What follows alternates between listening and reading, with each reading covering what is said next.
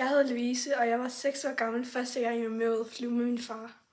Jeg hedder Laura, og jeg var 4 år dengang.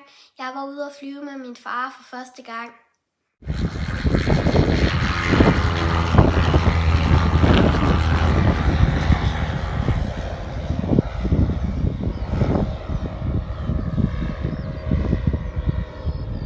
Oppe at flyve, så får man sådan lidt en kriller i maven, fordi man er jo sådan meget højt op i luften.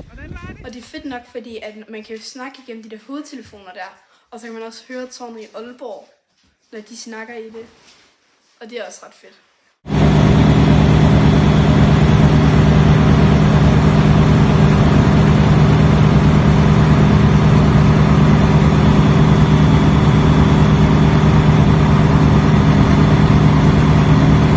Det er fedt at have en far, der flyver ultralet, fordi at i forhold til andre børn, så kan man også godt komme sådan op og se for eksempel Fårup overfra. Det kan man jo ikke med sådan passagerfly for eksempel.